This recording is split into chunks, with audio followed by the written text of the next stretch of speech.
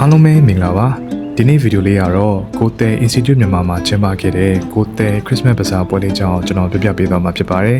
ဒီပွဲလေးကပြီးခဲ့တဲ့တနင်္ဂနွေနေ့ဒီဇင်ဘာ9ရက်နေ့တုန်းကမနက်9:00နာရီခွဲရနေပြီးတော့ညနေ9:00နာရီခွဲထိကျင်းပခဲ့တာဖြစ်ပါတယ်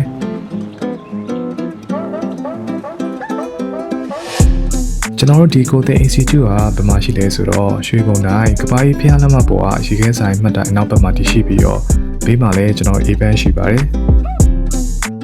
ကိုတွေ့မြင်နေရတဲ့ကိုတဲ Christmas Bazaar ဈေးပွဲတော်လေးထဲမှာဘာကြီးပါမလဲဆိုရင်တဘာဝပတ်ဝန်းကျင်နဲ့ကိုက်ညီမှုရှိပြီးတော့ sustainable ဖြစ်တဲ့ပြည်တွင်းထုတ်ကုန်တွေချီတယ်တွေလက်မှုနဲ့အမှုပညာပစ္စည်းရဲ့အပြင်ရသရှိရဲ့အစားအသောက်တွေကိုလည်းစုံစုံလင်ရောင်းချပေးခဲ့တာဖြစ်ပါတယ်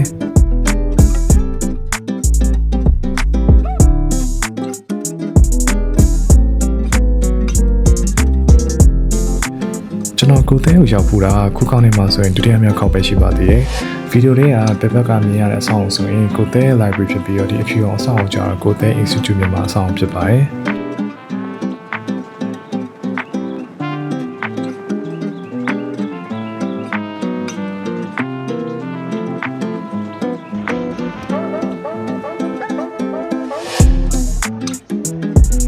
ကျွန်တော်ကိုတဲ Institute ကိုပထမဆုံးတစ်ခေါက်ရောက်တော့ဆိုရင်ကျွန်တော်ဒီ Day of the European Language ကျွန်တော်ဒီ Europa ဘာသာစကားများနဲ့အထိမ်းအမှတ်ပွဲတော့ကျွန်တော်ပထမဆုံးရောက်ဖို့ဖြစ်ပါတယ်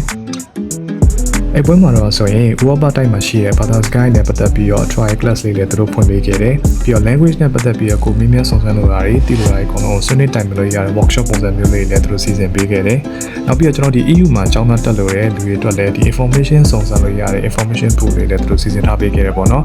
အဲ့ပွဲကိုကျွန်တော်ပထမဆုံးတက်ရောက်ရင်းနဲ့ဒီကိုတဲ Institute မြန်မာကိုကျွန်တော်ပထမဆုံးရောက်ရှိခဲ့ပူလာပဲဖြစ်ပါတယ်အခုဗီဒီယိုလေးတွေကကိုတဲ Christmas Bazaar ပွဲလေးအကြောင်းကိုကျွန်တော်ဆက်ပြောပြရမယ်ဆိုရင်တက်ရောက်လာတဲ့သူတွေထဲမှာ foreigner တွေမကဘဲနဲ့ local တွေကဆိုရင်ကျွန်တော်ဒီလူကြီးမိဘတွေရောကလေးတွေရောမိသားစုလိုက်စုံညီတက်ရောက်ကြအောင်လည်းကျွန်တော်သတိထားမိပါတယ်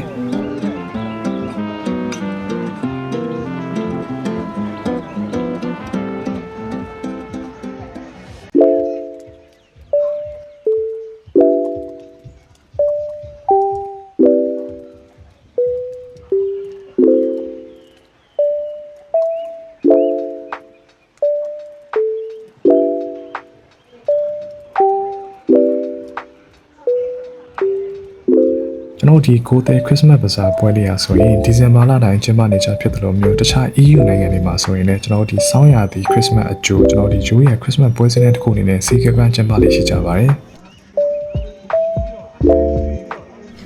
အခုကပွဲစဉ်တဲ့ပတ်ကြည့်ုံနဲ့မကဘဲနဲ့ကိုယ်တိုင်ကိုယ်ကျပါဝင်ဆောင်ရွက်လို့ရတဲ့ activity လေးလည်းဒီနေ့ပွဲမှာပါရှိပါတယ်။ပေါ်ဆုံးတစ်ခုဆိုရင်ကျွန်တော်ဒီ recycle eco-friendly material အကုန်လုံးနဲ့ Christmas package လက်ဆောင်ထုတ်ပို့တဲ့ program ဖြစ်ပြီးတော့နောက်တစ်ခုကကျတော့ DIY Christmas tree decoration program လေးဖြစ်ပါတယ်။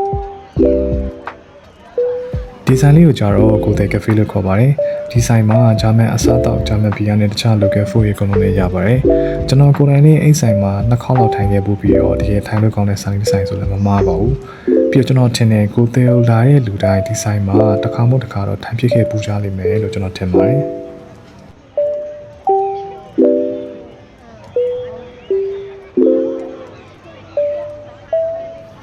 ကျွန်တော်ခုနပြသွားတဲ့ Christmas activity လေးပြီးတော့တခြားပါအစီအစဉ်လေးတွေများရှိသေးတယ်ဆိုတော့တက်ရှိပါသေးတယ်ခင်ဗျာကျွန်တော်ဒီဗီဒီယိုလေးမှာမြင်ရတဲ့ကိုတဲ library အနောက်မှာဆိုရင်နောက်ထပ် exhibition ပြပွဲခန်းမှာအကြီးတစ်ခုရှိပြီးတော့အဲ့ခန်းထဲမှာဆိုရင် Christmas တစ်ပင်အကြီးတစ်ခုနဲ့တကွကျွန်တော်ဒီမြန်မာနိုင်ငံမတန်ဆန်းအသင်းဖွဲ့များနေပြီးတော့ဖန်တီးပြုလုပ်ထားတဲ့လက်မှုအမှုပညာပစ္စည်းများကိုလည်းကြည့်ရှုခွင့်ရမှာဖြစ်ပါတယ်